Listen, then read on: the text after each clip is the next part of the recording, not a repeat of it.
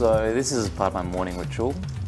Usually I will wake up, this in hand, make sure I'm up to date with whatever appointments there are for the day, and then just see how many emails. So right now I've got 73 unread emails, so I'm kind of on track.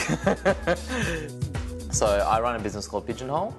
We've been in operation for just around 5.5 years now. We started as a little shop and now I've got 5 stores. We're not like lofty design snobs, it's not really what we're about, but we're about having interesting, fun, quirky products that are accessible to a wide range of people. In the car with me is my lovely fashion manager, Crystal. Hey guys. We're on our way to a viewing. Basically a viewing is when you go see a brand and they have all their clothes out on display for you to choose from. Today we're going to see Stussy. Big international brand, but they have actually got Australian designers doing Stussy Australian range, and it's pretty good. It sells really well for us in our menswear store, which is in Northbridge. That? So basically we're going through the clothes, finding the ones that we like. These are going to arrive in July. Still going to be a bit cold, so maybe jumpers are okay. And then we put them on this rack here. I guess how I've learnt how to do my buying, big process of trial and error, mostly lots of error. And I think the other thing is like doing a lot of travel. I guess the more you travel, the more you see in other stores, the more you see in other brands. And I guess from there you can kind of work out what is different, what is new, and what is exciting. Oh, hey Maxie, how's it going? We're trying to negotiate a lease, a short-term lease. They potentially are going to offer us something extremely good deal if I moved in tomorrow. I think it's after tomorrow. So, but we're in negotiation because I think that's a bit hard for us to do. And also we might want to have a potentially a longer period of time than what they were offering.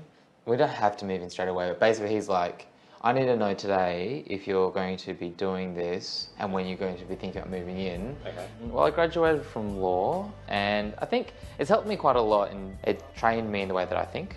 I've done all my leases by myself and most of the agreements that we've done, I've done by myself. The thing is, like, what we need to work out is, firstly, what is this agreement? Like, are we, you know, like, are they wanting a profit share on this? So like, we'll say 3-month trial because it's not a big space.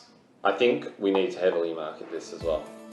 I think staffing is the hardest part about business because you want to bring together a group of people that really love what they do. Finding those people is like a challenge in itself, and then they also have to get along really well with each other and they have to get along well with you. Yeah, overall it looks really good. Do you reckon, is there a way that we can have 4 images? Like, they're quite big, don't you think? Yeah, I've already emailed him and he hasn't replied. He hasn't replied? Yeah. When did you email him? Wednesday. Wednesday. It's Friday now. Harass him. Okay.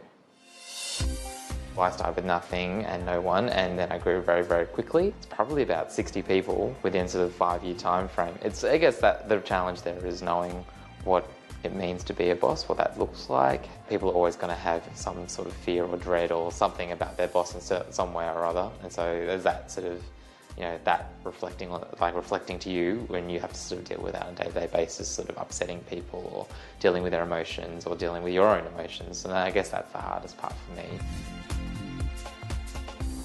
I wouldn't really call myself a risk taker as much as an opportunist. I think that's kind of the way I approach things because I don't really see the potential negative as much as I see the potential positive.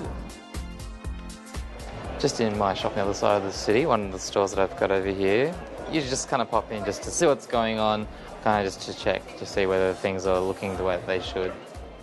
So I design a lot of the accessories in the store. I mean, it's fun to be creative and design stuff, but like personally, I think my creativity is just as satisfied in opening a store and like designing the layout of the store or doing an interesting window display or something like that. If I had gone from law school 5.5 years ago and I was working as a lawyer, by now I'd have a lot more money in my pocket than I do. But I don't think I would be as happy as I am, and I don't know if I'd be able to wake up every day and be excited or amped for work.